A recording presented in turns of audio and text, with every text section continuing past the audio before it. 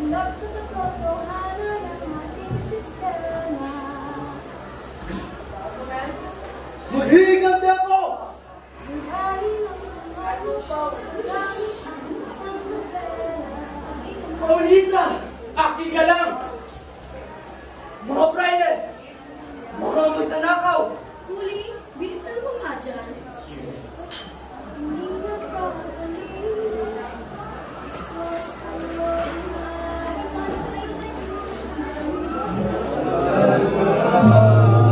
Ang kapangyarihan ay nasa inyo. Sino ba kayo? Di naman kami nagkulang sa aming pagkunawa. Di ka namin isusumpa. Kapasok tulan, huwag niyong tapakan ang katarungan. Akala niyo ba ang kapangyarihan ay nasa inyo? Sino ba kayo? Magwawagi ang katotohanan at kaliliman ay iwasan.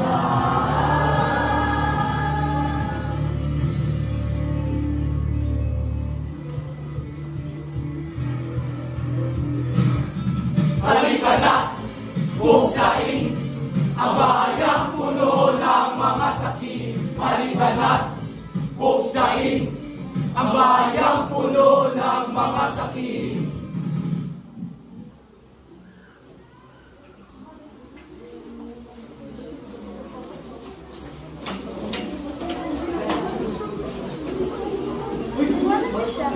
at naglalakbay ang bawat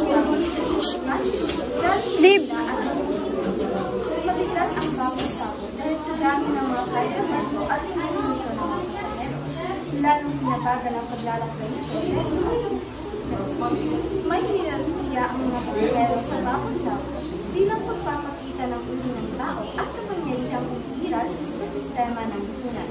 Ang mga ichik at mga inyo ay nasa ilalim ng kuryenta kasama ang makalakal at kargamento, samantalang ang mga empleyado ng pamahalaan, mga praile, mga manlalakbay at mga mahalagang tao sa lipunan ang nasa itaas naman ng kuryenta.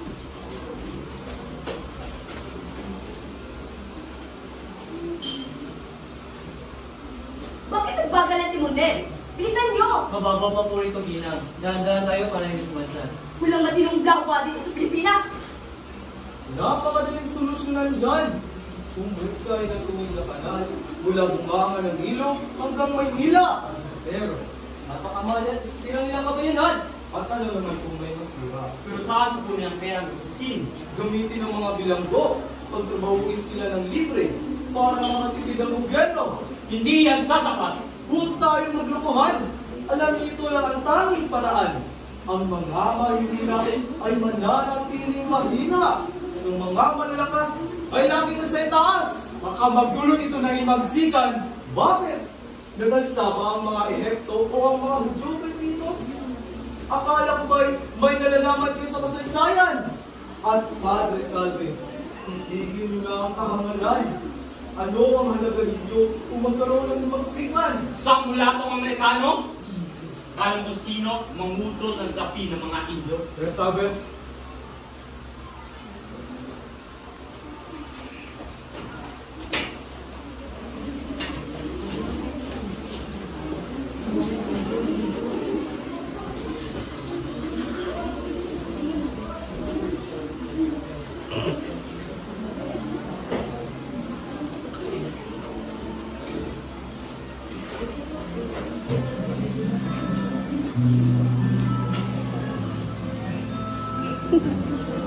Luyag nangyayari yan eh.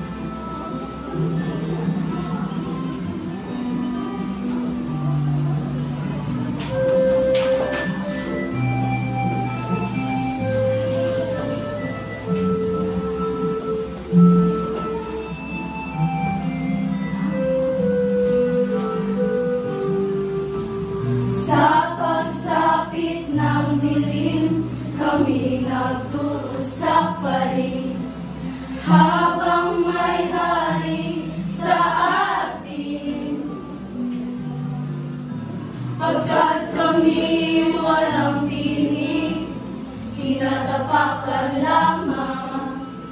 Buhay sa ilalim ay hirap at pasan. Tulad ng Indyong alipin sa sariling bayan, di makalaya sa kapos ng kahapon. Ang bawat luhat na ingay di pinapansin. Hawak ng gahaman ang aming pag-ising.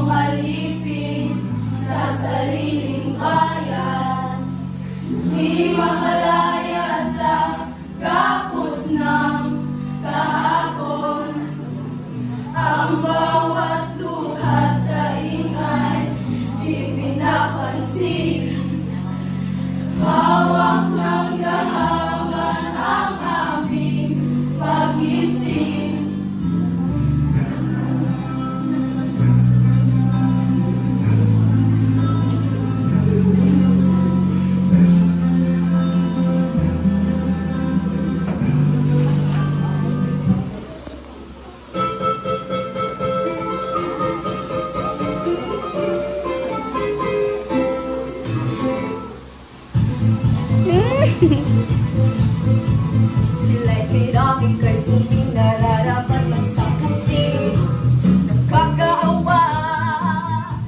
Kahit ibigay pawis dugo, hindi angat katulad nyo. Nakakatawa kung kayo'y may pangarap pa. Pasensya na at walang pag-asa. Sa ilalim lang kayo yan ang hindi tadhana.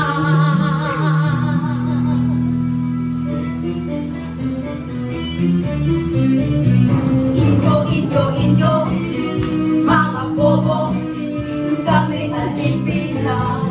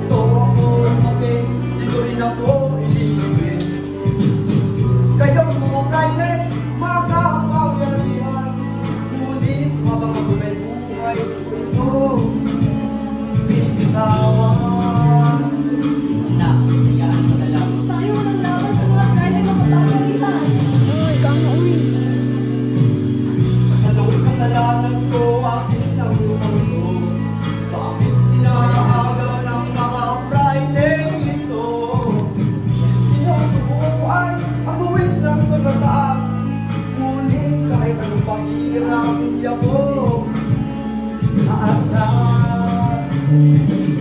Di ko bibitawan lupa ng aking hanggan. Ito ako'y bakit, dito rin ako nilibig. Hanggat marami ang lumog sa kahirapan, at ang musika ay para lang sa mayaman. Mga mayayaman at sila ang nalulungkot, di matatapos itong mulo.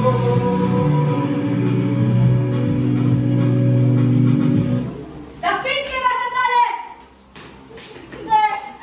Wag! Wala akong kasalanan! Kailangan mo bayan yung mandapis mo para makalaya ka mo!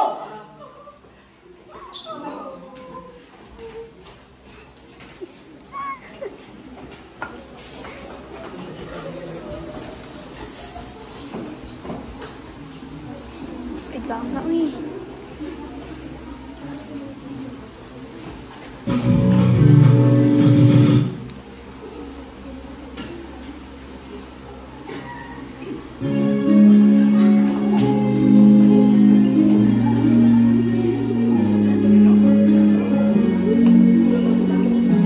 Ikaw sa daddies?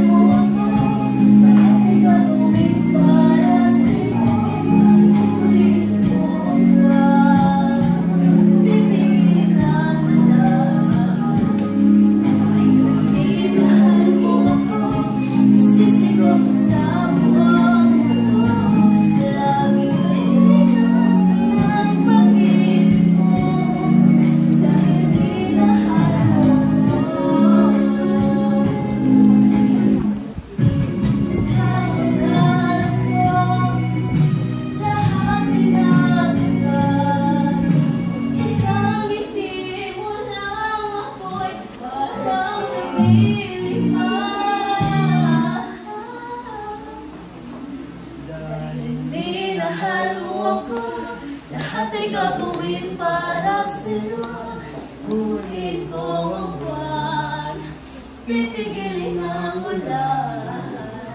Dahil minahal mo ako, isisigaw ko sa buong mundo. Laging ingat ko na pag-ibig mo. Dahil minahal mo ako, laging ingat ng pag-ibig mo. Dahil minahal mo ako.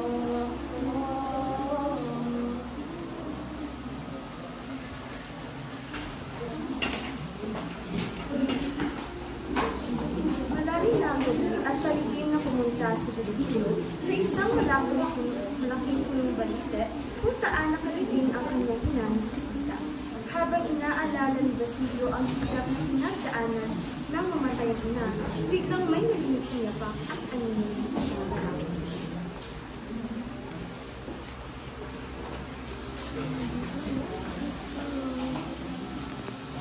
Ano ibig sabihin nito? Nagpapagal si Ginong Ibarra, di na si Simon?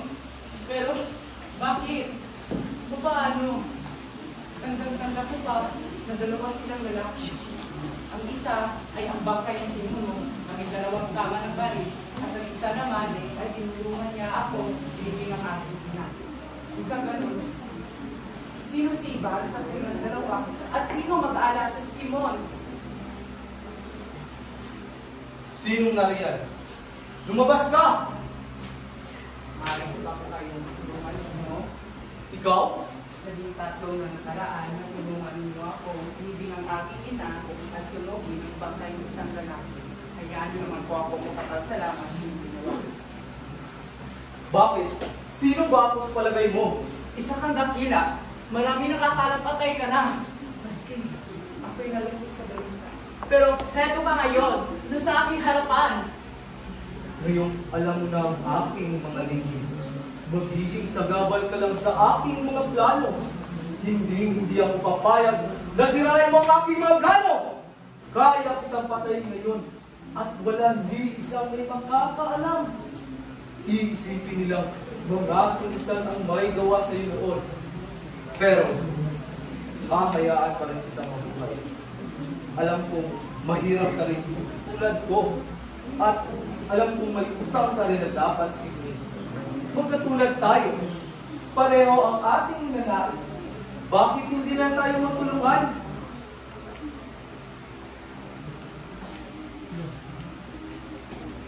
Sino anong problema? Bakit di makita ang hustisya? Di ba't sa gabi na mo'y nabalik sa hirap at pagkarusa? Sino nasaan si Christine? Di ba't nila sa loob ng kumbento? Ngayon wala mo na nakita nasaan ang hustisya? Ito'y kwento ng ating bayan. Sinakal sa hirap, nagkakaunangan. Di mo ba kita ang ating paligid? Puno ng patay, luhay, tumitilamsik. Simulan na natin ang digmaan, damdamin mo'y aking pag-alabin. Tulungan mo akong magigante, kwentong dapat mong malaman. Huwag nang magbulag-bulagan. Bakit ang bayan natin ay kanilang inaangkin? Di mo ba nadarama? Panahon na para ipagiganti sila.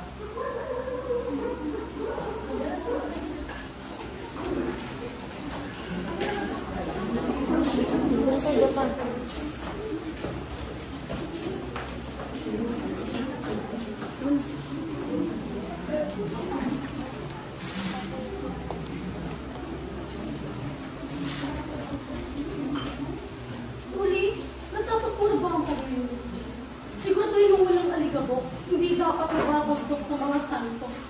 Opo, Hermana. Nililisip ko po ng mabuti. Aba, kailangan mo rin pagpasal ang iyong ama. Kasi para sa ng Diyos ay hindi pagiging deboto. Hindi ko pa siya tutulungan ng mga kapatid ko, Hermana. Tutulungan? Paano siya tutulungan kung hindi siya marunong lalaki? At ikaw din, dapat nag-iisip ka ng mas maaga kung magpapena. Huwag kasi ang pagkakataon ng kasi yung pagiging.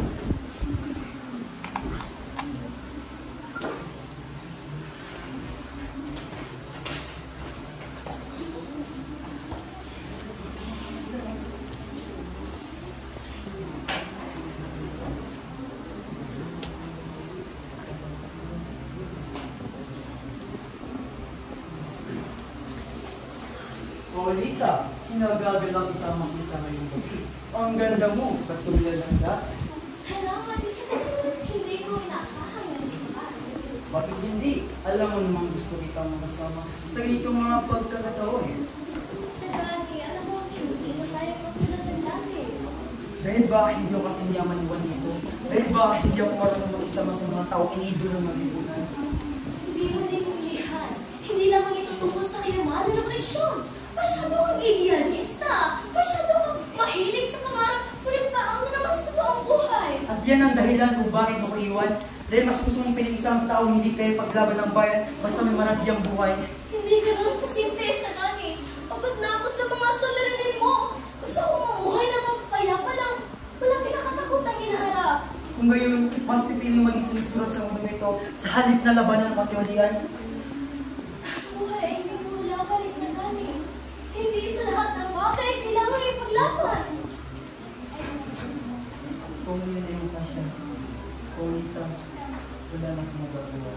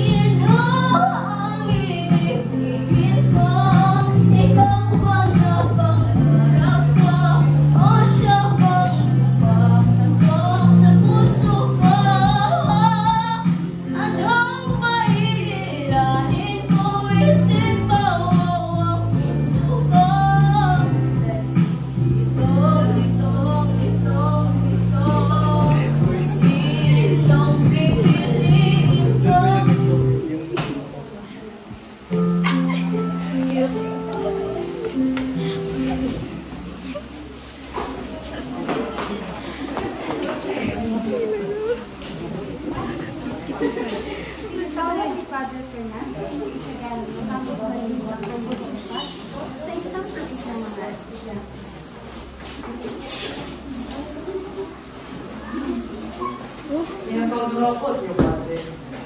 Pinahangad mo ang iyong tapang at katalinuhan sa gani. Ngunit, ang mga sinasabi mo lang sa simbahan ay mabibigat na parataw. Hindi kasalanan ang kabataan o sita para sa pagbabago. Ngunit, agad kami piratahan bilang mga kulibustero. Ang karunungan ay ni Bostero nagkakalobis na gani. Dapat itong maghirapan. Paano itong paghirapan kung kami inadlangan? 3 siglo na kami tinuturuan. Ngunit, bakit kami natiling alipin? Hindi lahat ng para ay masama sa gani. Ngunit, ang sistema ay mali. Ginagamit ang edukasyon upang pigilan namin kalayaan. Mag-ingat kayo sa gani. Hindi lahat ay handang tanggapin ng iyong paniniwala. Mas pipiling ipaglaban ng katotohanan kaysa manatiling tahimik.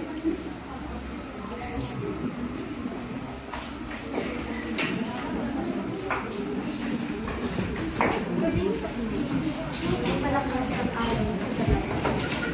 Sa labas ng bahay ni Patrick Florida, isang lalaking sigatan at nilalaro ang nagmamadali. Ang kanyang ay puno ng takot at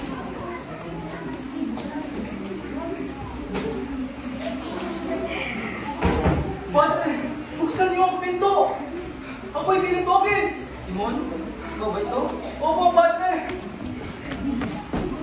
Ano nangyari sa iyo? Ako'y sugatan. Wala na ako napuntahan. Halika. Ako'y nakangula dito. Ngunit tandaan mo, hindi sa pagtakas, natatapos mo na. Ngunit, saan ang patutungo? Wala na kasay-say ang lahat. Pagpasadis mo na, Simon. Pag kung nakatiyaan, hindi nakuha si lahat. Ngunit tuloy na para sa aking Padre. Hindi ko na nakakaya sa balik. Ang sama bahala, hindi ko ba mag-reflection? Kaabang isutok at may tawag na patalim. Di ka mahayaan namin pamasakay. Huwag ka nang matakot sa sarili.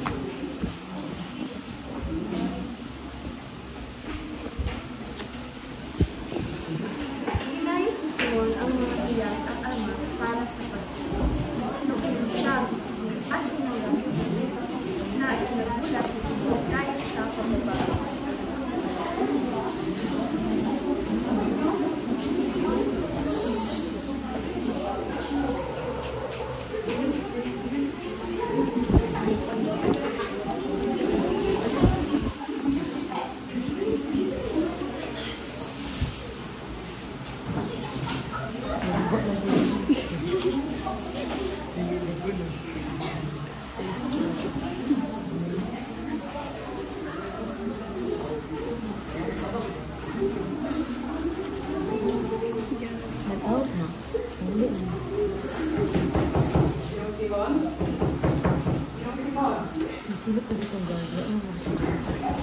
Gusto niyo? Ano nangyayari sa'yo? Halika, pasok ka. Bilang ko, malibaratan din. Bayaan ko ang pagkulang ko ng selection sila. Nais mo ng katarungan. Halika, may ibang pagkita ko sa'yo. Never bless you rin. Ang bomba ay sasabog ng alas 9. Bakit? Natatakot ka? Bakit gusto mo papalain? Yan ang gusto kong marinig. Pagkita tayo ng Kristo sa harap ng simbahan at ng simbahan.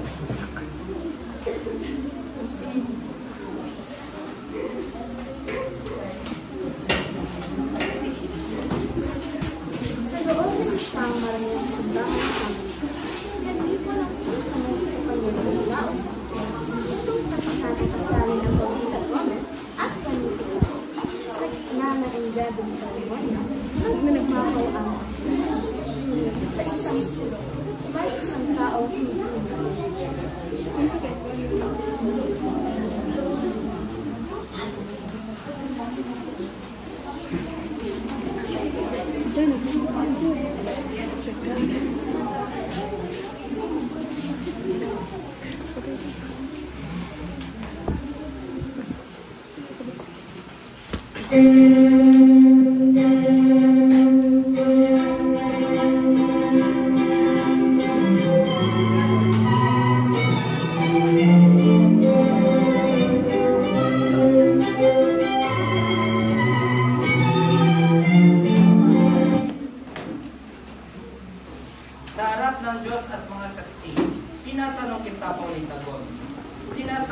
ba si Juanito Pelais bilang iyong kabiyak sa hirap at ginhawa? Opo, Padre. At ikaw naman, Juanito Pelais, tinatanggap mo ba si Juanito, si Paulita Gomez bilang iyong kabiyak ng habang buhay? Opo, Padre. Ngayon, maaari mo nang halikan ng iyong asawa. So perfect, Sal. Ano pa nga ba ang hiling ng isang lalaki kung mayaman at maganda ng kapangasawa niya? Juanito, siguraduhin hindi ka tatanga-tanga sa buhay na asawa.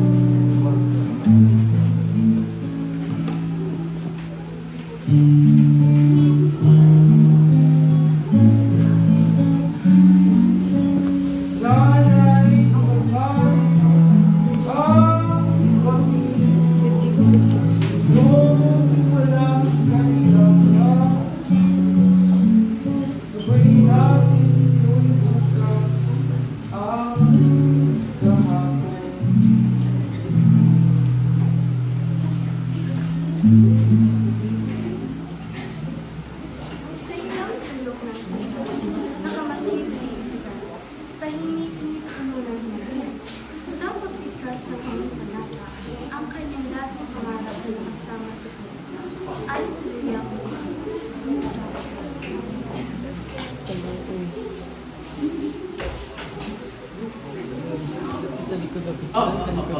Kailangan ko na agad mathala ang mga pangyari sa naganap na kasalan. Ang Kapitan General at pagkabayan ay hindi na pagkatuwaran. Ganyan din kita pa nga ni Padre rin sa nagabos ng naglapang ng tao. Pasensya na, Gino. Hindi pinayagan ni Lakhala ang iyong pahayagan sapagkat ayaw ng Kapitan General na may lumabas na anong kahit balita tungkol sa nangyari sa nakaraang gabi ng kasalan. Hindi maaari. Ang ganung dahilan ay mga tulad sa pagpatay sa isang anak na maganda at tutapang na dalaga.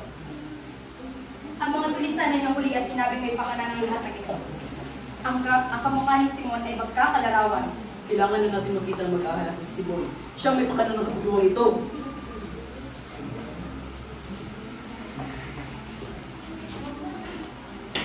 Si Simon, sugatan at Lucas ay hindi nagtulong kay Padre Flores.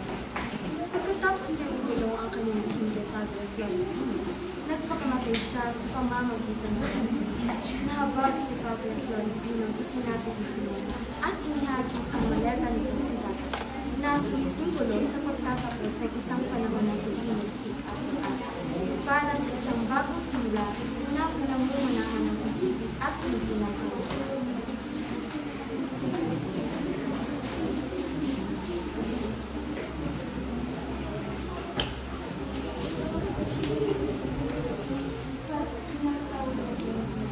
Salamat.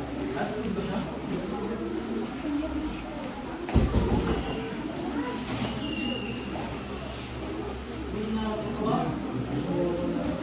Diyos na, Bagim! Ano ginawa niya sa Simon? Dapat na yung bahala. Huli na rin naman ang lahat. Huhulihin din naman nila ang buhay pa niya. Makinig kayo ni Padre ko. Sasabihin ko sa iyo ang aking pagiging na bigla ang nag-oras. May mga pangontra sa lasong nito. Masaya ang nalilong oras, Padre. Ayaw kong mamatay ako ng aking nalilin.